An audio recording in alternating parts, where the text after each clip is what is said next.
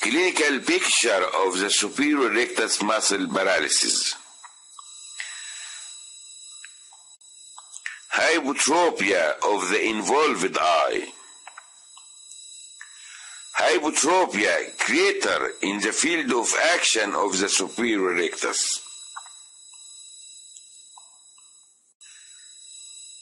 Bolshevsky head tilt test is less consistent in vertical recti than in oblique muscle paralysis.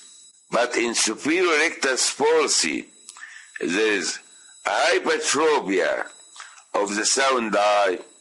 This hypertropia increases on looking nasally and increase on head tilt to the other shoulder.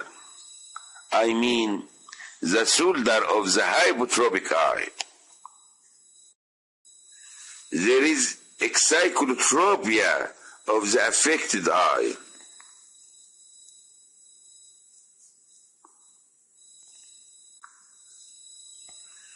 Overaction of the ipsilateral inferior rectus.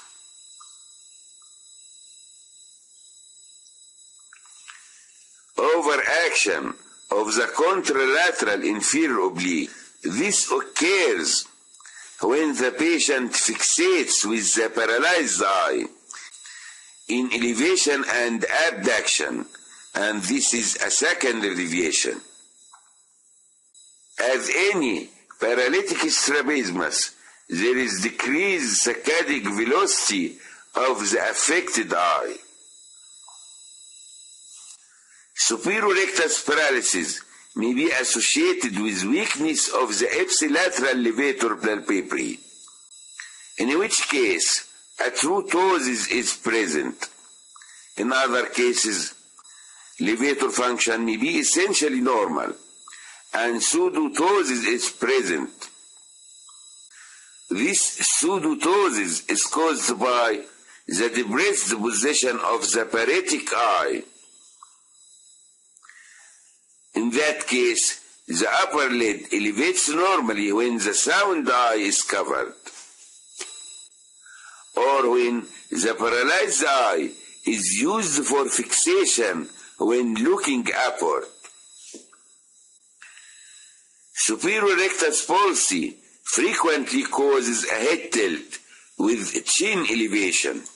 However, the direction of the head tilt is inconsistent and therefore of no diagnostic value. The differential diagnosis of superior rectus palsy. This includes cases with negative force reduction test, that's the paralytic causes, and causes with positive force reduction test, that is the restrictive cause. The paralytic causes are myasthenia gravis, which may mimic any type of strabismus. The double elevator palsy, contralateral superior oblique palsy. Patients with superior oblique palsy may fixate with their paralyzed eye. In this case, there is inhibitional palsy of the contralateral antagonist, that's the contralateral superior rectus. We differentiate between superior rectus palsy and contralateral superior oblique palsy with the use of Bolshevsky head tilt test. In case of superior oblique palsy, the hypertropia increases on head tilt to the same shoulder of the hypertropic eye, while in case of superior rectus palsy, the hypertropia increases on head tilt to the other shoulder. about the restrictive causes. Inferior rectus fibrosis, thyroid eye disease, which may cause limitation of ocular motility at any direction. Blowout fracture with incarceration of the inferior orbital tissue. This will cause limitation of elevation, mimics the superior rectus palsy.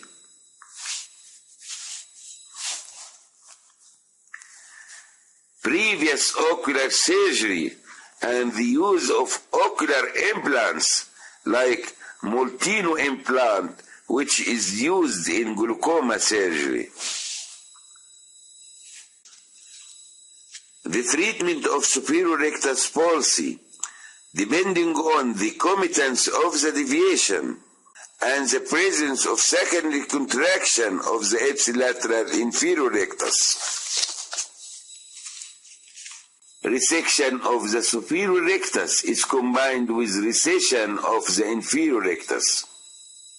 In cases of double elevator palsy, the insertions of both horizontal recti are transposed to the insertion of the superior rectus muscle.